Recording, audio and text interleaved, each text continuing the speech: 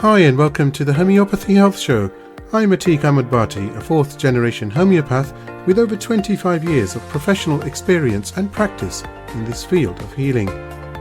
The Homeopathy Health Show is the online voice of homeopathy around the world, promoting and raising awareness of this truly unique system of healing, which is suitable for all ages, young and old. Every week I invite guests from the world of homeopathy to come and share their experiences, their work, offer insights, and essentially talk all things homeopathy. Why not visit www.liketreatslike.co.uk and click on the radio and podcast button to listen to the latest episodes. So let's begin today's show here on UK Health Radio, the world's #1 talk health radio. Hi and welcome to another episode of the Homeopathy Health Show here on the UK Health Radio Network with me, Atiq Ahmed Bhatti, as your weekly host. And as always, I hope you're well, and of course I hope you've had a very pleasant week indeed. Now I'm always delighted, aren't I? But I'm thrilled today, I have to say, to welcome Ann Lovatt to the Homeopathy Health Show.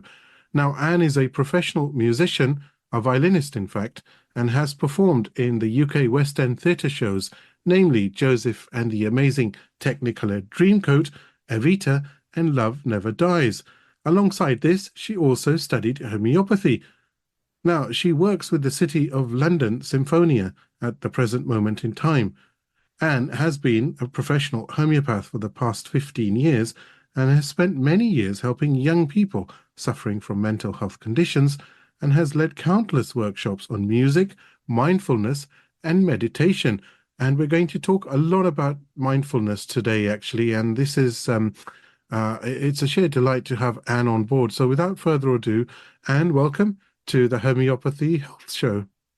Thank you very much. Delighted to be here. It's wonderful. And I know that earlier in the year, you did join me on my companion show, which is on Instagram Live, called Homeopathic Voices. So anyone who's interested to know or to follow up, I suppose, from this episode, do go to my Instagram account, like_treatslike, and you'll be able to see Anne and myself having a really, really thorough conversation indeed.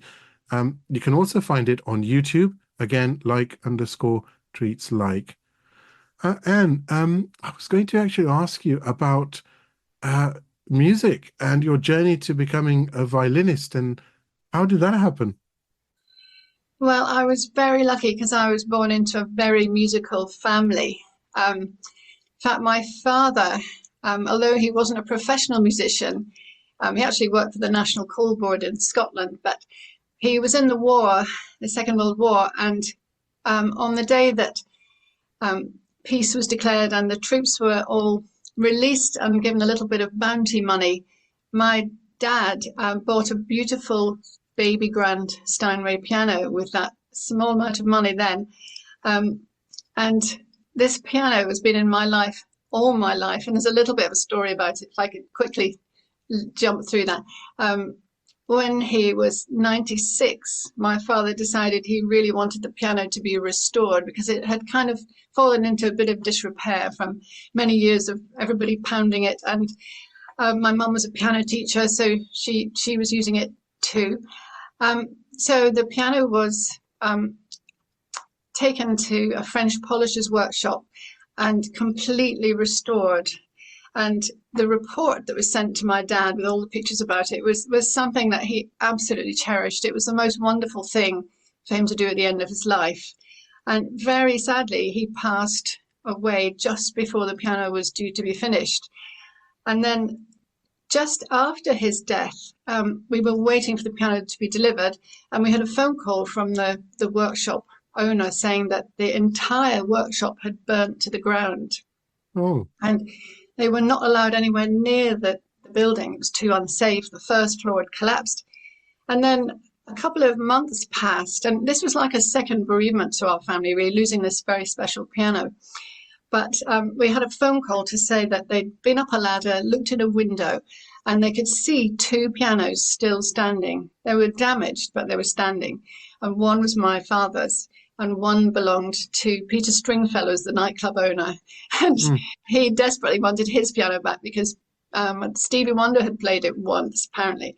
So I don't know what happened to his piano, but I know with my father's piano, it underwent a second restoration. And because, unfortunately, the French polisher ran away with the insurance money. So the man who was restoring the instrument itself, Peter Salisbury, who looks after the pianos at London's South Bank Centre, he has dedicated 7 years, no less, to his spare time in bringing this piano back to life. And we have it now in the house. So I'm so thrilled, because the next thing I'm going to do in my music and mindfulness is write some really, hopefully, some lovely meditative piano music on that instrument and get it out there. So, yeah, I was really fortunate. Both my parents were absolutely loved music and really encouraged myself and my sister, who is a very talented flautist. We went to music school in Manchester, Chetham's, and then I went to York University, studied a music degree, and then I came to London and did a postgraduate at the Guildhall School of Music and Drama. And then I went straight into work and worked very diversely as an extra player for the Philharmonia Orchestra for 7 years, doing lots of pop sessions. I did some tours with Oasis and the Spice Girls and a band called Skunk Anansie, and I absolutely loved it. And I also worked with London Contemporary Dance Theatre, so lots of different things. And I did a really wonderful tour with the National Theatre as well, which took us all over the world. So I'm very well travelled and very, very fortunate. And then I was in the Michael Nyman band for 10 years, and that's how I met my husband. We were on tour in Japan for 2 weeks, and he was the guest trumpet player with the Nyman band. And that was it, kind of love at first sight. And we've been together now for, he'll give me a terrible row if I don't get it right, but it's 25 years of marriage, 2 children. Wow. Hey, it reminds me of that song, isn't it? Big in Japan. From the 80s, hey? So you met in Japan, and it was obviously big in Japan, yeah. Yeah. So you're a bit of a celebrity, aren't you? With with all these, but do you get to meet them, by the way? Did you get to meet them behind the sort of after performances? You do, but I must say that working with the lead singer, Skin, her name is, from Skunk Anansie, was an absolute joy, and all her band, because they were fantastic musicians, and they were really just so open to us as classical players making music with them, and crossing those boundaries. Yeah. But I'm afraid with the Gallagher brothers, it was very different in Oasis, and we were it was very much us and them, and you barely shared a word, and they were massive superstars, and there were some really exciting times for us in the band as well. I remember getting on a boat to go across Loch Lomond to the backstage of the huge stage, and seeing hundreds of thousands of people all waving their lights as we made it to the stage. And it is quite an incredible experience to be part of that. But it's a very small part of it, but very exciting. It's very nice. I can just picture that, actually. That's nice. I was going to ask you, what is it like then? Especially, prior to homeopathy, I suppose. What was it like, that feeling of playing? Is it, a lot of people say it's euphoric almost, that feeling where you are playing to hundreds of thousands of people, possibly, isn't it? Like you've said, or thousands at least. And what is that process and that feeling, and the emotions that you go through, during as well as pre, I'm sure must be quite nerve-wracking, right? Yeah, I mean, that's a huge question. And it's never the same from one gig to the next, to be honest. And sometimes it's the small ones that make you the most nervous. And sometimes those really big events with hundreds of thousands of people, it's almost like there's a certain insignificance about your role in it in a way. But then you might be just playing something in a much more intimate setting that's much more revealing, I suppose, and that can be more nerve-wracking. I'm kind of used to it now, and I don't practice as much as I probably should anymore, and I kind of take for granted that I can play the violin. I've done it all my life, and I kind of take things in my stride. And I think I have a positive attitude to performance nerves now, and I try. Actually, my daughter, who's studying Emma, she's studying at Arts Ed to do musical theatre. She's got a beautiful voice, and she said that she just turns the nerves into excitement. You have to kind of make that leap in your head, say, actually, yes, I'm nervous because it means so much to me. And that's really good. It's really positive, and you have to turn it into excitement and just have a word with yourself. And there's lots of things you can do, of course, physically to calm the body down. And I've spoken a lot about performance nerves in my music and mindfulness classes, and there are lots of poses you can make with the body. There was a lot of talk recently about the Wonder Woman pose on a TED Talk, but it's just all about opening the body and, opening the lungs and getting the circulation going, and that in itself takes your mind off the fact that you're about to expose yourself musically in front of many people. And of course it means a lot, but it has to mean a lot. So it's just part of the job. I like what your daughter said. I think that's actually really, really interesting, the way she's put that, because we all get nervous, of course. And actually, there's 2 points here, but we get nervous, but to think that, hang on, this nervousness is to do with the excitement of the situation.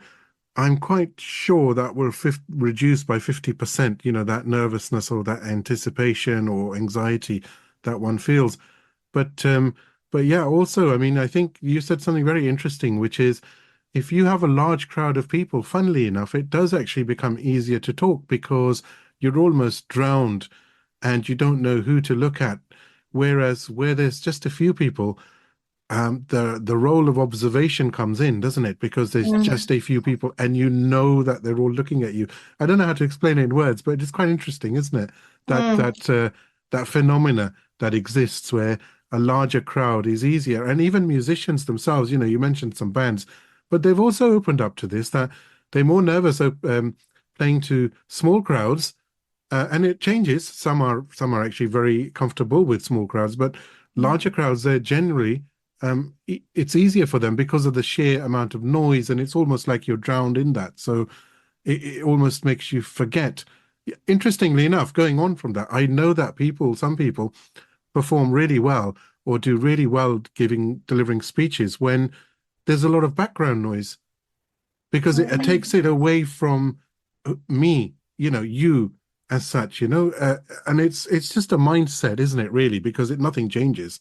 People are still looking at you, but it's interesting, isn't it, how that works for different people? Yeah. And there's no getting away from the fact that you must be really well prepared, and that in itself gives you confidence. And also, if you're performing with other musicians, it's just enjoying the fact that you're making music or making theatre, whatever it is you're doing.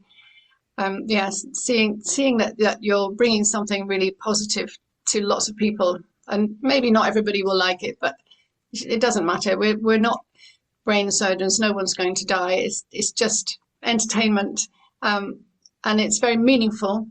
But when performance nerves really take us over, I think it's definitely something we can do something about. I love I love the way you've said that no one's going to die. That does actually, honestly, I mean, I love words, okay?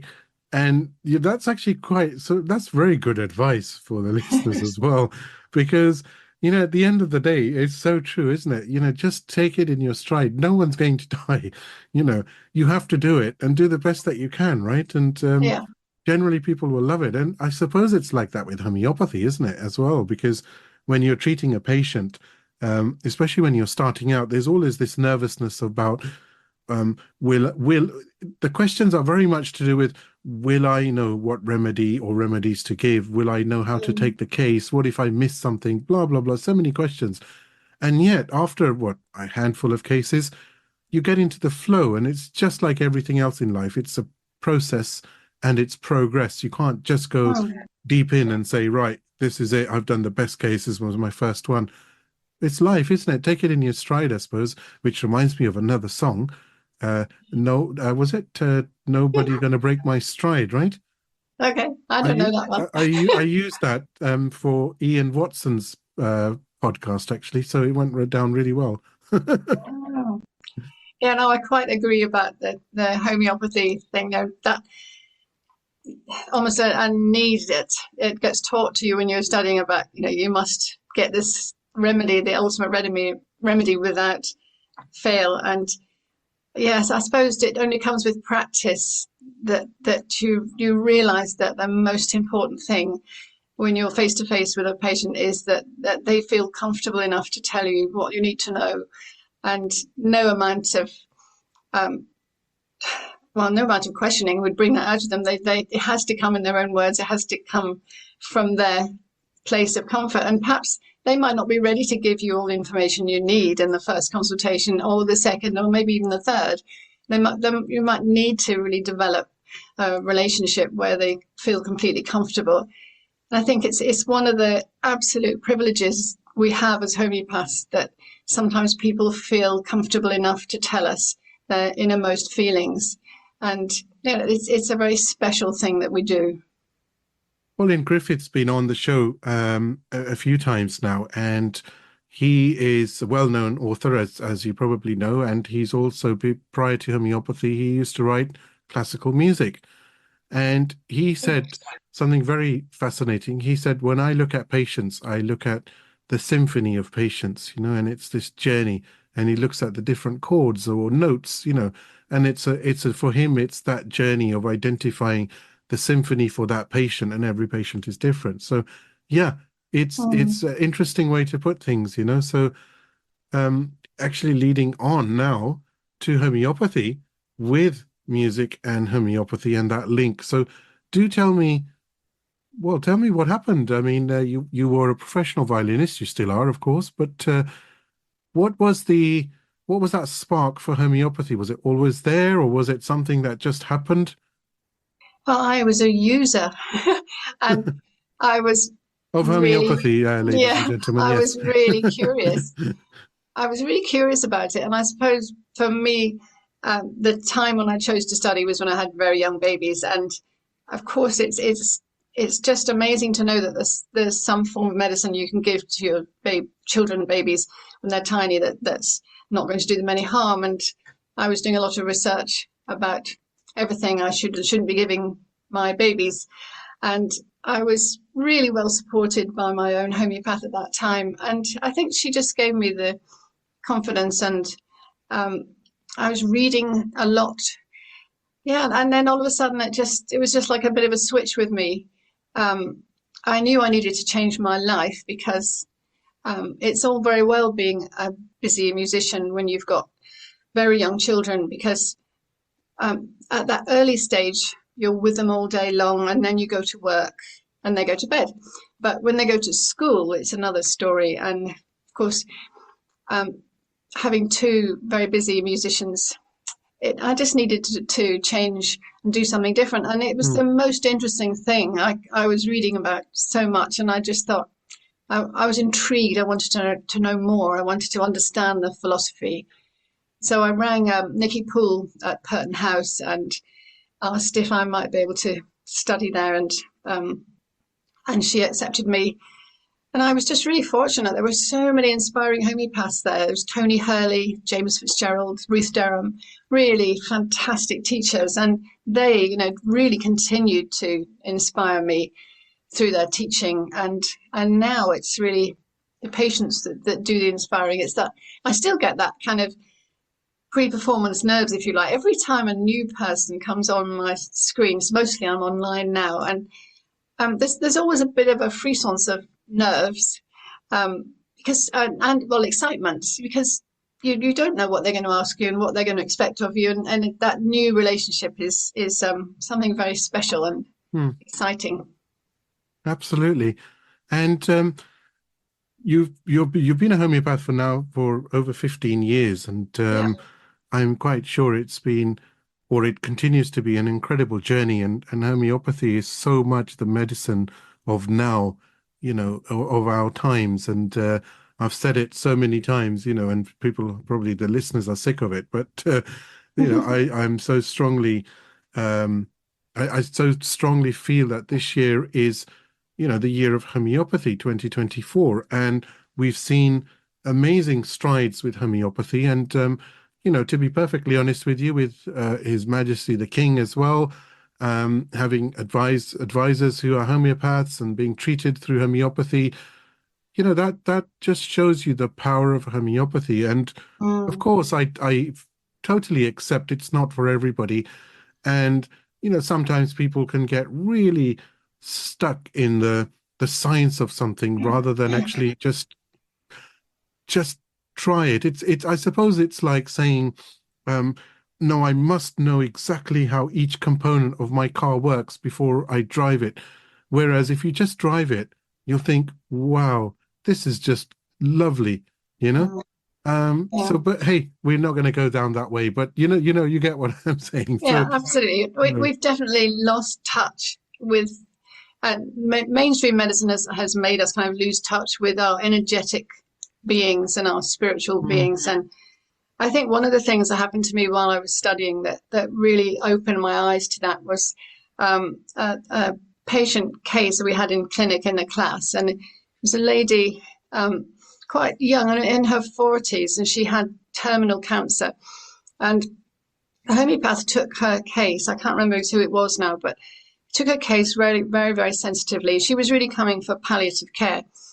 Um, and her childhood had been very, very difficult, as had her marriage. There was lots of difficult emotions. And when the homeopath asked her to sum up her childhood, if she could, in a few words, she said, well, I felt I had no voice. And the cancer started in her throat.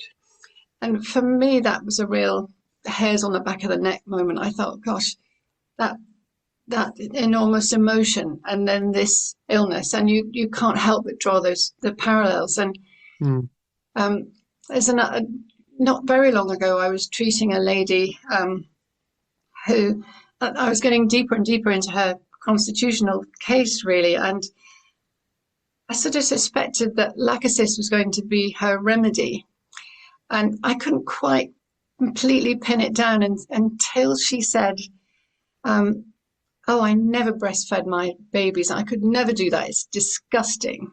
And I was really surprised at that. mm. And I said, what on earth do you mean? She said, well, how could I let that poison inside me go into those babies? And so there I had this perfect picture of lachesis. So the way people um, connect with the emotion and the remedy, I think it's just an incredible medicine. And yeah, it continues to amaze me. And we do need to be better in touch with our feelings and be able to express them and recognizing when they're harming us, I suppose. And unfortunately, conventional medicine has so much to offer. And, we couldn't be without accident and emergency. Emergency medicine is amazing. But often when I describe to my patients how we look at symptoms as homeopaths, that we look at them as their healing responses and we don't want to suppress them. That's quite revelatory to people that actually their bodies do know best and that the body is continually trying to heal. So that, yeah, I'm losing my thread a bit now. No, it's just I'm fascinated by what you're saying, because as you were saying that, I was actually I've got this habit of, um, when the guests speak, I always put things into pictures and or images or video reels as such, And I was thinking of how patients know the answer. They may personally not know what's wrong with them, but when they talk, someone listening who is unbiased will find out what's wrong with them because of their mannerisms, their expressions, their likes and dislikes. And, the answer is there. It's like a computer program, isn't it? We carry it with us everywhere, and we just need to open up a bit. Yeah. And the answer is given to somebody else. We can't give it to ourselves. But then again, um, you can at times, which actually takes us on to mindfulness, because Yeah. that's a very, very important subject, certainly for the current state that we live in today, which is highly strung. And, do we know ourselves? It goes back to what we were just talking about. And, or it's fine for others to be able to analyze us, but how do we really get to the root cause without necessarily having to talk on who we are? And coming just previously, Dr. Jan Scholten was on the Homeopathy Health Show, and we were talking about this in great detail about the layers of personalities that we have, and being true to ourselves and who we are. And I know that you have a great love and passion not only for music, but music and mindfulness alongside homeopathy, of course. So do tell us a bit more about that and the importance of mindfulness, of being in the present, because we spend so much time, right, with being in the past. And one side of me thinks, okay, it's not too bad, because sometimes, you do have these regrets, right, in life, but then if you ponder upon them too much, it actually impacts your present, and you can actually never be in the present at all. Mm. Mm. Well, I suppose it's one of the most important things about being a homeopath. And I got teased a bit when I was studying, because I did really read the organon and really study it very, very deeply. And I know there's, I think it's chapters 80 to 84. It's absolutely the heart of the matter that Hahnemann tells us to step back and watch and be the unprejudiced observer, and to never, never, never put words into someone's mouth. And I think you can be in a perfect state of mindfulness when you're receiving everything you need to receive from a patient. It's difficult because there's always this process going on. You have to be a detective as well and write down everything that's of importance, so you don't forget it later and can find the remedy. But being still for people, being present for the patient in a mindful way is very deeply important. And I always encourage my patients to try and give themselves some moments. It's very hard. I think it's very hard for most people to actually give themselves time for themselves. It's one of the most difficult things in society today, and that's probably why there's so much mental illness. But I just give them little tips, like when you take a shower, take that moment to stop and be really sensually aware of what you're doing. Imagine you're showering someone that you love, which of course you are, but having that thought at that moment and letting your shoulders go and going, actually, yeah, this feels beautiful, this water feels beautiful, and I'm going to caress my body as if I was looking after someone I love. And so that's a tiny thing I might say to patients if they're very highly strung and they can't relax. I might say, well, just try that. Or if they've got digestive issues, I might ask them to try some mindful eating, so that so many people just eat on the go now. They're stuffing their face with some food as they're going on to do something else. But actually, if you just sit, and it's such a communally important time as well to sit with other people.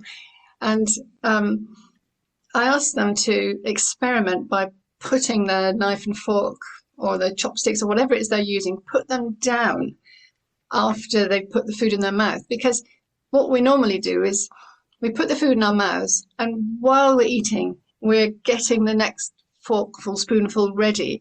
And we're always in this process of, it's like a conveyor belt, shoveling everything forward. But actually, if we just put the food in our mouth, put everything down, and chew it, and enjoy it, and savor it, and then when we've swallowed it, pick up our knife and fork and carry on. It makes the meal much longer, but it makes it much more digestible, and it makes us much more calm, and it makes us eat in a much better way. And that is hugely helpful for digestive issues. Just that one thing on its own, never mind the remedies and any other help you can give them all nat phos tissue salts, but actually mindful eating is very, very powerful tool. So I bring those things in sometimes to help my patients.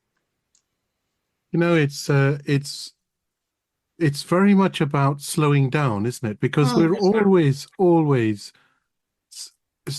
I mean, it's such a rush. It's just amazing. I mean, honestly, you do something one day and then, life goes by so fast that someone would remind you, oh, you did this yesterday or this happened. And you have to actually sometimes think that, was that yesterday? Because I've done so mm, much since then.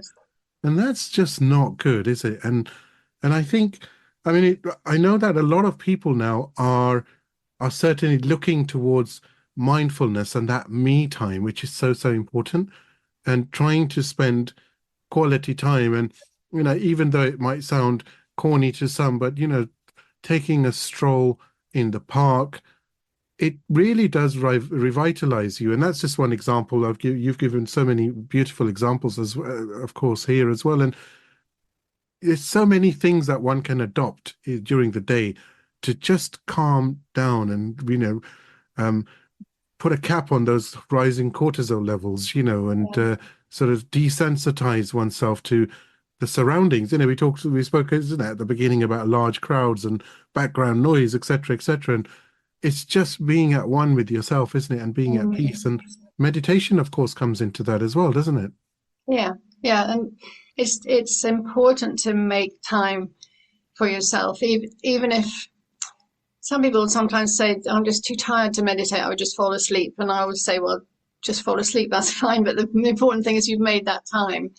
And it is very, very difficult, but important to do. And I think another thing that is helpful is when we make um, relationships with other people, actually contact our friends and do things with our friends and our colleagues. And I'm so lucky that I'm part of Mary Greensmith's Homeopathy 24/7. So I now have a really huge collection of colleagues that I'm in touch with. And that is a really supportive network. And as homeopaths, we don't always have a supportive network.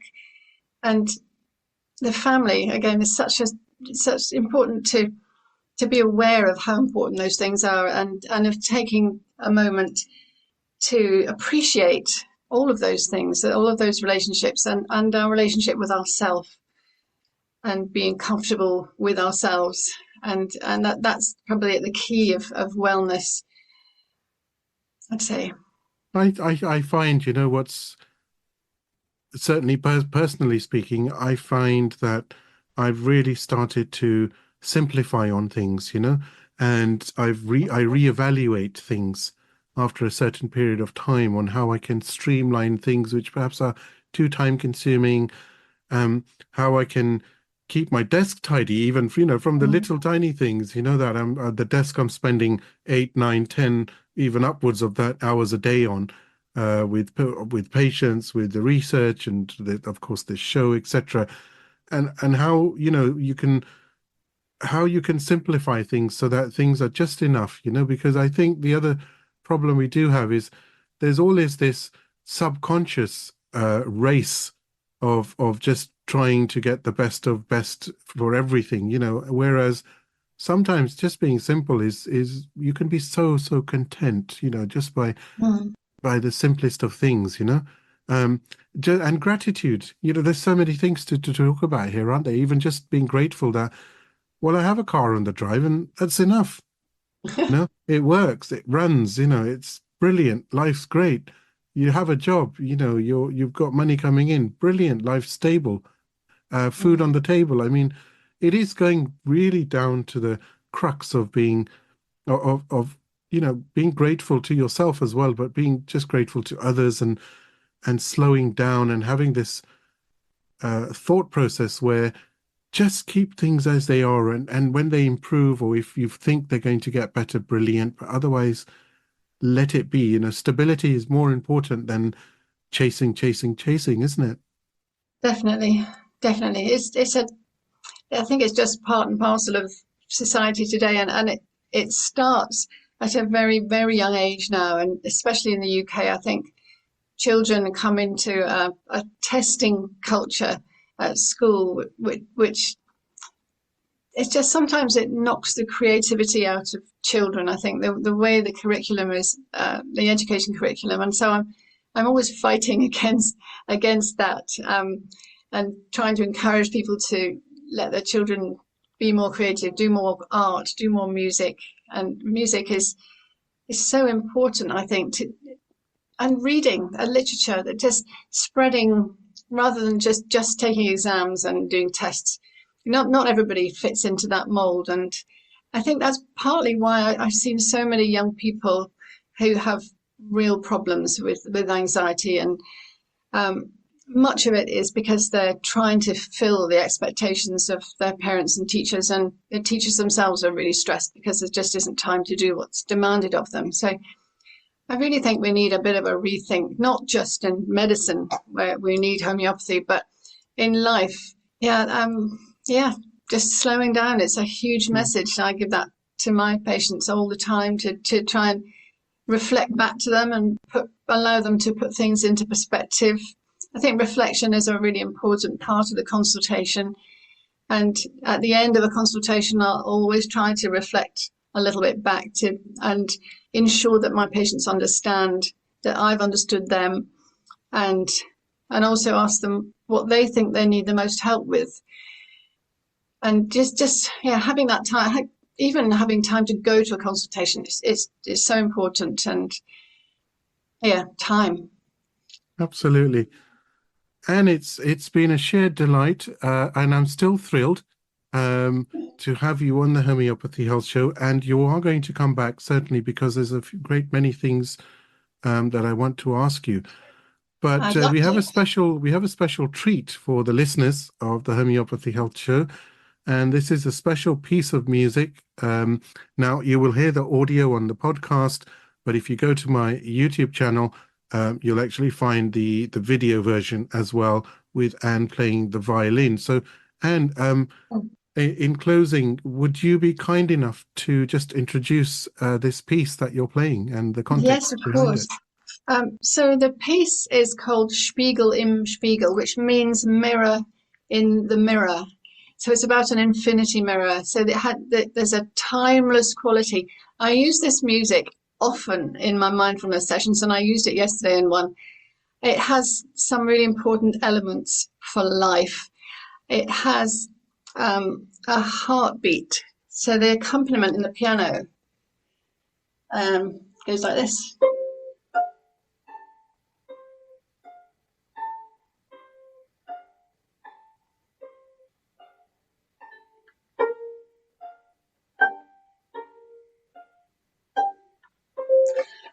That continues for 10 minutes. And when you're listening, when I'm using it in a workshop, I'll always ask people to make the association with their heart and the heartbeat and the pulse and the forward movement. And that's a very simple structure through the whole piece. But the other thing the piece is by Arvo Pärt, P-A-R-T.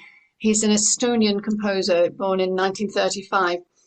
1934 and thereabouts, and his music is deeply spiritual, beautiful music. And he uses two other devices in the piece. One is a low bass chord which comes in every now and again. There's a lovely bottom octave which really grounds the piece, and in mindfulness, grounding is so important. Yesterday I started my workshop with everyone massaging their feet. And then we stood and we just sort of appreciated the difference in the feeling and the sensory change. It's so important to be grounded. And this music is grounded by this beautiful bass chord, which comes in now and again all the way through. And the other element is a very high, tiny note, high note on the piano, like a bell. And Arvo Pärt's music, he actually calls it tintinnabulation, the ringing of tiny bells. He uses this as a technique in a lot of his music. So now and again you have this high note which comes in, which for me just reminds us of our spiritual, it reminds us of the top chakra and of us opening up. It just reminds me of this spiritual nature that we all have and that we can connect into if we're grounded as well. And then on top of the piano part, which is all of those three things, the heartbeat, the grounding, and the tintinnabulation, on top of that, you have an expansive, slow, long melody on the violin, which is really timeless and really beautiful. And it's like one huge breath. So that's the piece.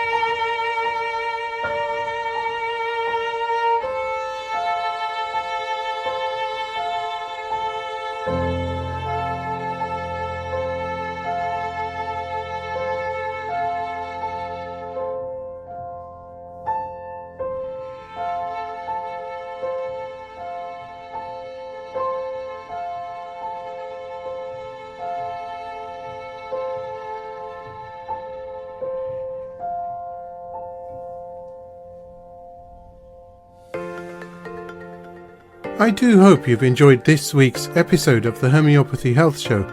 Please do support the show by clicking follow on my socials. Remember, the more exposure the podcast receives, the better for homeopathy around the world. You can find me on Instagram by searching for @like_treatslike, and on both Facebook and TikTok by searching for @like_treatslike. So let's promote the voice of homeopathy on radio and podcast around the world together. Don't forget to visit me online at www.liketreatslike.co.uk and click on the radio and podcast tab. Here you'll be able to see all the guests that have joined me on the show so far, and of course you can stream on demand the latest episode to your mobile, tablet or PC. Until next time, stay safe and take care.